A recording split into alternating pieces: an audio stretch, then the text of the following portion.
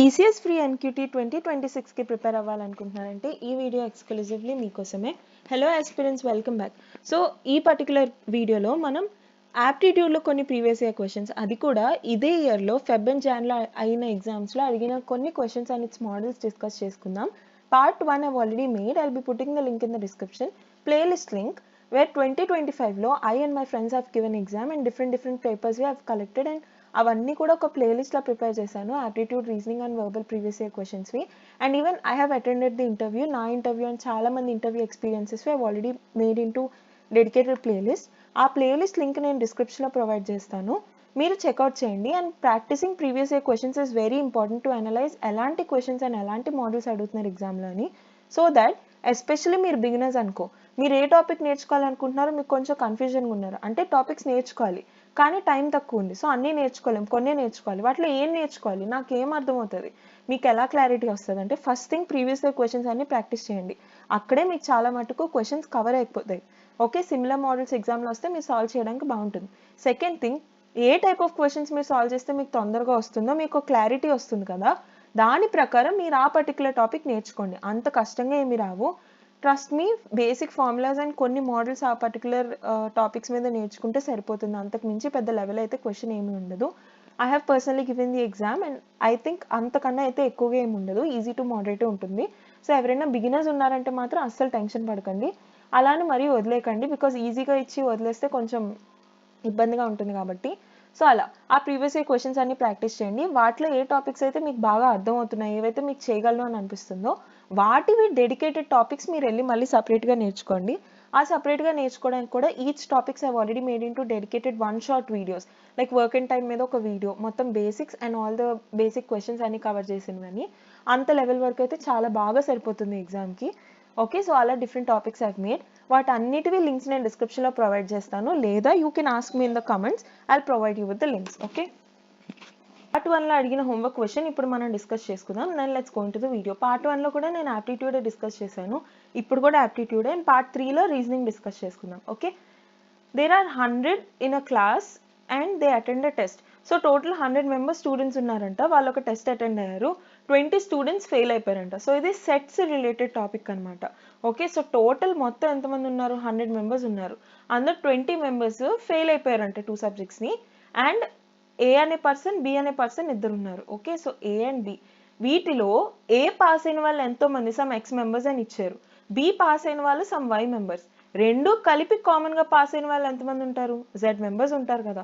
So అలా ఏదో ఒకటి either A or B and A and B రెండు కలిసి అలా పాస్ అయిన వాళ్ళు మొత్తంగా కలిపి 100 - 20 ఫెయిల్ అయిపోయిన వాళ్ళని తీసేస్తే 80 మెంబర్స్ ఉన్నట్టు అర్థం. ఓకే, సో టోటల్ 80 మెంబర్స్ మనకి డేటా ఫైండ్ అవుట్ చేయమని ఇచ్చారు, ఇక్కడ వరకు ఓకే.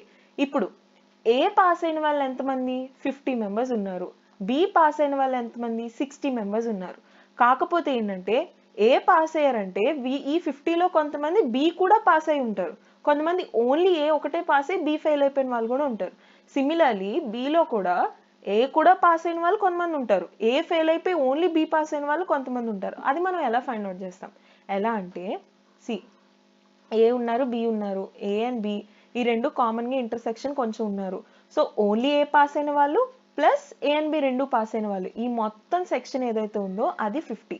ఓన్లీ బి పాస్ అయిన వాళ్ళు ప్లస్ ఏ అండ్ బి మొత్తం కలిపి పాస్ అయిన వాళ్ళు ఎంతమంది, వీళ్ళు, ఈ మొత్తం కలిపి 60. ఓవరాల్గా only A plus only B plus A and B together, వీళ్ళు మొత్తం కలిపి ఇలా సెట్ ఇలా ఎంతమంది, 80 మెంబర్స్. ఇలా మీరు డేటా డెడ్యూస్ చేసుకుంటే ఇంతటితో అయిపోయినట్టే. ఇప్పుడు ఎలా ఫైండ్ అవుట్ చేస్తారు, ఇప్పుడు only A and B common, ఏదో ఒకటి, అసలు ఏ పాస్ అయ్యారంటే చాలు ఇటుపక్క వచ్చేయండి అని చెప్పారనుకో, ఏ డేటా ఇలా వచ్చేస్తుంది. బి పాస్ అయితే చాలు ఇటువైపు వచ్చేయండి అన్నాను అనుకో, బి ఇటువైపు వచ్చేస్తుంది.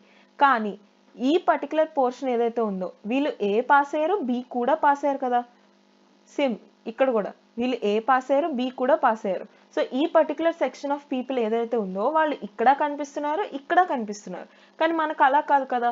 అయితే ఓన్లీ ఏ పాస్ అయిన వాళ్ళు ఉండాలి, ప్లస్ ఓన్లీ బి పాస్ అయిన వాళ్ళు ఉండాలి, ప్లస్ రెండు కామన్గా పాస్ అయిన వాళ్ళు ఉండాలి, అంతేనా.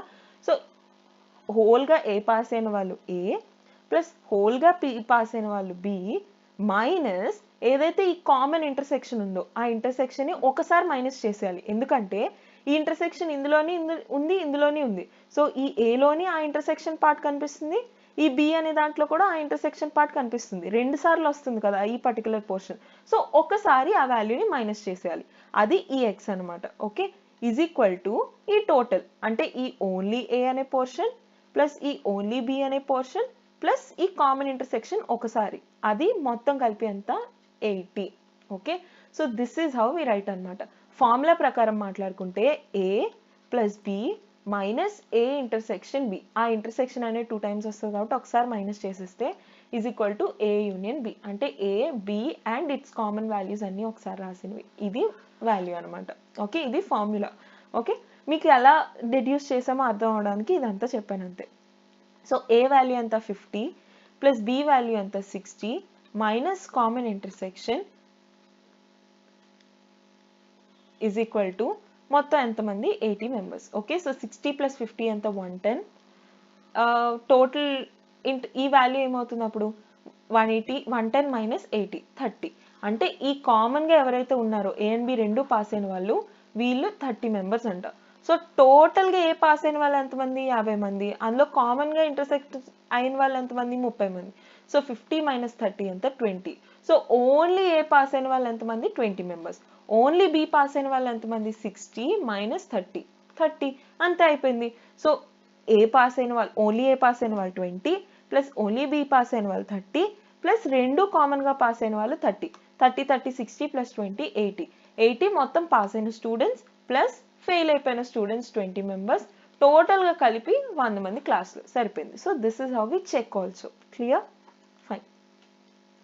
The length, breadth and height of a room are in the ratio 3:2:1. Okay, the breadth and height are halved while the length is doubled, then the total area of the wall. So దీనికి ఒక trick చెప్తాను, మీరు చూడండి. ఎప్పుడైనా only ratios or only percentages అలా మీరు ఇచ్చారు కానీ వాల్యూస్ ఇవ్వలేదు, అంటే మీకు రేషియో ఎంత ఉంది పర్సంటేజ్ ఇంత ఉంది అని చెప్పారు కానీ ఇంత వాల్యూ ఉంది అంత వాల్యూ ఉందని మీకు మెన్షన్ చేయలేదు. అలాంటప్పుడు మీరు డైరెక్ట్ లైక్ ఫార్ములాస్ కానీ లేదంటే మెథడ్స్ కానీ అవేమీ కాకుండా డైరెక్ట్గా మీరే ఒక వాల్యూస్ని ఎజ్యూమ్ చేసేసుకొని మీరు ఫైండ్ అవుట్ చేసేసుకోవచ్చు. ఓకే, సో ఫస్ట్ కేసులో నేను ఎలా కన్సిడర్ చేసుకుంటున్నాను, లెంత్ బ్రెడ్త్ హైట్ కదా. సో లెంత్ బ్రెడ్త్ వాల్యూస్ ఎంత ఇచ్చారు 3 యూనిట్స్ 2 యూనిట్స్ 1 యూనిట్స్ కదా, నేను వాల్యూస్ని అంత తీసేసుకుంటున్నాను. ఓకే, సెకండ్ కేసులో వాళ్ళు ఏమన్నారు లెంత్ డబల్ అవుతుందంట. లెంత్ డబల్ అవుతుంది. So length breadth height, length ఎంత అవుతుంది డబల్ కాబట్టి 6 అవుతుంది, బ్రెడ్త్ హైట్ హాఫ్ అవుతుందంట. సో 1 అవుతుంది, హైట్ ఏమో 1/2 అవుతుంది. లేదా మీకు ఈ కాంప్లికేషన్ అవాయిడ్ చేయాలి అని అనుకుంటున్నారు అనుకో, అప్పుడు అన్నిటినీ డబల్ చేసుకుంటూ వెళ్ళిపోండి, ఎందుకు ఈ ఫ్రాక్షన్ పోవడం కోసం. సో ఇక్కడ 6 4 2 3 2 1 ఇలా మీరు వాల్యూస్ డెడ్యూస్ చేసుకున్నా సారీ ఇది డబల్ అవుతుంది కదా. సో 12 2 1. సో ఇవి వాల్యూస్గా కన్సిడర్ చేసుకొని మీరు ఫైండ్ అవుట్ చేసిన, ఇవి వాల్యూస్ అనుకొని మీరు ఫైండ్ అవుట్ చేసినా మీకు ఒకటే వాల్యూ వస్తుంది, ఇది వాల్యూస్ అనుకొని మీరు ఫైండ్ అవుట్ చేసినా ఒకటే వాల్యూ వస్తుంది. ఓకే, ఎందుకంటే మీకు వాల్యూస్ కాదు పర్సంటేజెస్ అండ్ రేషియోస్ పోర్షన్స్ ప్రకారం అడిగారు అంతే. ఓకే, సో మీకు నచ్చిన వాల్యూస్ని మీరు ఈ ప్రపోర్షన్స్ ప్రకారం ఎజ్యూమ్ చేసుకొని చేసుకోవచ్చు. నాకు పర్సనలీ ఫ్రాక్షన్స్ కన్నా నార్మల్గా ఉంటేనే కంఫర్టబుల్ కాబట్టి I will take these values. Okay, మీరు ఈ వాల్యూస్లో కూడా సాల్వ్ చేసి సేమ్ వస్తుందో లేదో చెప్పండి. ఇప్పుడు వాళ్ళు ఏమన్నారు ఏరియా చేంజ్ ఎంత అవుతుందో ఫైండ్ అవుట్ చేయమన్నారు. ఏరియా ఆఫ్ అ రూమ్ మనకి ఫార్ములా ఏముంటుంది 2 into L plus B into H. Okay, so 2 into L plus B into H will be the total area of the 4 walls. Okay, fine. So 2 into L plus B anta 6 plus 4 which is 10 into 2 అంటే 40. ఈ particular దాని area 40. Okay, ఈ particular దాని area ఏంటి 2 into L plus B into H. So 2 into 14 into 1 అంటే 14 2 28. So దీని area ఎంత 28. ఇప్పుడు ఎంత చేంజ్ అయింది 40 మైనస్ 28 విచ్ ఇస్ 12 చేంజ్ అయింది. దేనిపైన చేంజ్ అయింది ఇక్కడ చాలా మందికి క్వశ్చన్ ఉంటుంది. అంటే కింద డినామినేటర్లో న్యూమరేటర్లో ఎంత చేంజ్ వచ్చిందో రాస్తాం, కింద డినామినేటర్లో ఏం రాయాలి 40 అనే వాల్యూ రాయాలా 28 అనే వాల్యూ రాయాలా. ఎప్పుడైనా ఒక గుర్తుపెట్టుకోండి, ఏ వాల్యూ అయితే స్టార్ట్ చేసామో ఏ వాల్యూతో అయితే ఇనిషియేట్ చేసామో ఆ వాల్యూతో కంపేర్ చేస్తాం. అంటే ఏంటంటే మన దగ్గర ఉన్న యాక్చువల్ వాల్యూ 40 కానీ కొన్ని రీజన్స్ వల్ల కొన్ని చేంజెస్ వచ్చాయి, ఆ చేంజెస్ రావడం వల్ల మీకు 28 అనే వాల్యూ వచ్చింది. ఎంత చేంజ్ అయింది 12 యూనిట్స్ చేంజ్ అయింది అంతేనా. సో 12 అనేది చేంజ్ దేనిపైన చేంజ్ అయింది 40 పైన చేంజ్ అయింది. 40లో 12 అనే చేంజ్ రావడం వల్ల ఒక కొత్త వాల్యూ 28 అనే ఒక కొత్త వాల్యూ వచ్చింది. అంతేకాని 28లో ఏదో సమ్ చేంజ్ రావడం వల్ల 40 రాలేదు కదా. సో ఇనీషియల్ వాల్యూ దేనిపైన అయితే చేస్తున్నామో దాన్ని మనం డినామినేటర్ కింద కన్సిడర్ చేసుకుంటాం. అండ్ ఏ వాల్యూ అయితే అంటే ఎంతైతే చేంజ్ వచ్చిందో అది న్యూమినేటర్లో రాస్తాం. సో 12 చేంజ్ వచ్చింది ఆన్ వాట్ 40లో 12 చేంజ్ వచ్చింది. ఓకే, సో 40 ఇంటూ పర్సంటేజ్ కాబట్టి ఇంటూ 100. ఓకే, సో దీన్ని మనం సింపుల్గా 2 and 5 22 25 2 1 2 6 సో 6 5 30% చేంజ్ వచ్చింది. ఇనిషియల్లీ 40 ఉండేది, తర్వాత 28 అయింది అంటే తగ్గినట్టే కదా, అంటే డిక్రీజ్ అయినట్టే కదా. సో డిక్రీజ్ బై 30% అని మనం రాస్తాం. ఓకే, సో అలా మనం ఫైండ్ అవుట్ చేయాలన్నమాట. Fine, let's go to the next one. The sum of ages of two siblings, Akhil and Bhavya, is 56 years old. Then after a span of 4 years, the age of Akhil will be 3 times that of Bhavya. What is the present age of Bhavya? ఏం లేదు, వాళ్ళు ఏమేమైతే values ఇచ్చారో అవి రాసుకోండి. A plus B is equal to 56. Okay, after a span of 4 years, 4 years తర్వాత Akhil age ఏమవుతుంది? A plus 4, అంతేనా? And after 4 years Bhavya age ఏమవుతుంది? B plus 4, అంతేనా? ఇప్పుడు 4 years తర్వాత ఏజ్ ఆఫ్ అఖిల్ అంటే Akhil age will be equal to అంటే is equal to 3 times the age of అంటే 3 times ఆఫ్ భవ్య ఏజ్. అంతే, మీకు ఈక్వేషన్ వచ్చేసింది, solve చేసేయడమే. A plus 4 is equal to 3B plus 12. ఇక్కడ మీకు find the present age of Bhavya అన్నారు కాబట్టి మీకు ఫైనల్లో ఇన్ టర్మ్స్ ఆఫ్ B రావాలని కోరుకుంటున్నారు కాబట్టి ఇక్కడ ఇన్ టర్మ్స్ ఆఫ్ A తెచ్చేసుకోండి. So A is equal to 56 minus B. ఈ 56 minus Bని ఇక్కడ సబ్స్టిట్యూట్ చేయండి, అంతే, simple question. 56 minus B plus 4 is equal to 3B plus 12, అంతే. సో 56 plus 4 ఎంత? 60. ఓకే, 60 minus 12 ఎంత? 48 is equal to ఈ మైనస్ బి అటువైపు వెళ్తే ఏమవుతుంది? ప్లస్ బి అవుతుంది. సో 3B plus B ఎంత? 4B. So 4B is equal to 48. 4 1s are 4 12s are 48. So B value ఎంత? 12. So 12 years will be the answer. Clear? Got an idea? The sum of money doubles itself in 6 years at simple interest. What is the rate of interest? Rate of interest ఏంటి అని అడుగుతున్నారు. So some of money double అవుతుందంట. దాని అర్థం ఏంటి? C, ఇది simple ఇంట్రెస్ట్కి related question. మీరు initially some 1000 రూపాయలు ఇచ్చారనుకో ఒక మనిషికి, దానికి సమ్ వడ్డీ అలా పడుతుంది. కొన్ని సంవత్సరాలు పోయిన తర్వాత ఆ వడ్డీ ఏదైతే ఉందో అది వన్ సెకండ్ ఆ వడ్డీ ఏదైతే ఉందో అది మీరు ఇచ్చిన డబ్బులకి ఈక్వల్ అయిపోయింది. ఓకే, సో మీరు ఇచ్చింది 1000 రూపాయలు ప్లస్ వడ్డీ ఇంకో 1000 రూపాయలు. సో వాళ్ళు మళ్ళీ మీకు రిటర్న్ ఎంత ఇస్తారు? 1000 plus 1000 2000 రూపీస్ ఇస్తారు, అంతేనా? సో మీరు ఇచ్చిన మనీకి వాళ్ళు డబుల్ ఇస్తున్నారు అనుకో, దాని అర్థం ఏంటి? మీరు ఇచ్చిన మనీ ప్లస్ ఇంట్రెస్ట్ ఏదైతే ఉందో అది రెండు ఈక్వల్ అని అర్థం, అంతేనా? మీరు ఒకరికి X అమౌంట్ ఆఫ్ రూపీస్ ఇస్తున్నారు, వాళ్ళు మీకు 2x ఆఫ్ అమౌంట్ రిటర్న్ ఇస్తున్నారు. అంటే ప్రిన్సిపల్ మీరు ఇచ్చిన అమౌంట్ ఈజ్ ఈక్వల్ టు వాళ్ళకి పడిన ఇంట్రెస్ట్, అంతేనా? So principal is equal to interest. అది మీరు ఇక్కడ డెడ్యూస్ చేయాల్సిన విషయం. సమ్ ఆఫ్ మనీ డబల్ అవుతుంది అంటే దాని అర్థం అదనమాట. ఓకే, సో దాన్ని బట్టి మీరు ఎలా రాస్తారు? సింపుల్ ఇంట్రెస్ట్ ఫార్ములా ఏంటి? PTR by 100 is equal to simple interest, అంతేనా? So interest is equal to principal. So ఈ రెండు ఇక్కడే సింపుల్గా క్యాన్సిల్ అయిపోతాయి. ఓకే, సో వాళ్ళు ఏమన్నారు? టైం ఎంత? 6 years into rate of interest divided by 100 is equal to 1. Cancel అయిపోయింది కాబట్టి. Okay, so 3 2s wait 100 by 6 R is equal to ఎంత అవుతుంది? 100 by 6. Okay, so 6 1s are 6 7 8 9 10 40 is remaining. 6 6s are 36. So 16 point something. So this will be the answer. లేదా 100 by 6 value 16.66 అని మీరు గుర్తుపెట్టుకోండి. ఇది అంతా like fractions related percentage to fraction conversions అనమాట ఇవన్నీనా. So గుర్తుపెట్టుకుంటే మీకు చాలా సింపుల్గా అయిపోతుంది. Okay, fine, let's go to the next one. A cone and sphere has the same radius of 18 centimeter. If the cone and sphere have the same volume, then what is the height of the cone? వాళ్ళు ఏమన్నారు? Volume అని అన్నారు. Okay, so volume related కాబట్టి కోన్ది స్పియర్ది మీరు volume values first రాసుకోండి. Spear volume ఏంటి? 4/3 πr³. Cone యొక్క volume ఏంటి? 1/3 πr²h. ఓకే, సో ఈ రెండిటికి వాళ్ళు ఏమన్నారు? సేమ్ వాల్యూమ్ అన్నారు. సో ఈ రెండు వాల్యూస్ని ఈక్వల్ చేయడమే. ఏమేమైతే కామన్ ఉన్నాయో ఫస్ట్ అవన్నీ తీసేయండి. 3 3 gets cancel, π gets cancel, R square ఇక్కడ క్యూబ్ గెట్స్ క్యాన్సిల్. సో మీకు ఇంకేం మిగిలింది, H is equal to 4 into R. వాళ్ళు ఏమన్నారు, సేమ్ రేడియస్ ఆఫ్ 18 సెంటీమీటర్ అని అన్నారు. ఓకే, సో ఇక్కడ కూడా రేడియస్లు రెండు సేమ్ అన్నారు కాబట్టి మనం క్యాన్సిల్ చేసాం. ఇక్కడ రేడియస్ వేరే అక్కడ రేడియస్ వేరే అయితే మనం క్యాన్సిల్ చేయం. ఓకేనా, ఆ విషయం మీరు గుర్తుపెట్టుకోండి. సో 4 ఇంటూ 18, 18 2s ఎంత 36, 36 2s 72. అంటే 18 4s మీకు ఐడియా రాకపోతే ఇలా అయినా చేయొచ్చు. 18 డబుల్ చేస్తే ఎంత 36, 36ని మళ్ళీ డబుల్ చేస్తే ఎంత 72. అలా అయినా మీరు ఫైండ్ అవుట్ చేయొచ్చు. So 72 will be the answer. Clear? లేదా యూనిట్ ప్లేస్ అయినా చెక్ చేసుకోవచ్చు. 8 4s ఎంత 32. సో లాస్ట్లో 2 రావాలి, అలా ఈ ఒక్క ఆప్షన్లోనే ఉంది. So this will be the answer మీరు ఫైండ్ అవుట్ చేయొచ్చు. Clear? After lending an amount of 9,600 at the rate of something something per year of something something, find the simple interest. Question ఈజీయే, but ఈ 1 year 9 months అనే దాన్ని ఎలా convert చేయాలో కొంచెం confusion ఉండొచ్చు. అది ఇప్పుడు మనం చూద్దాం.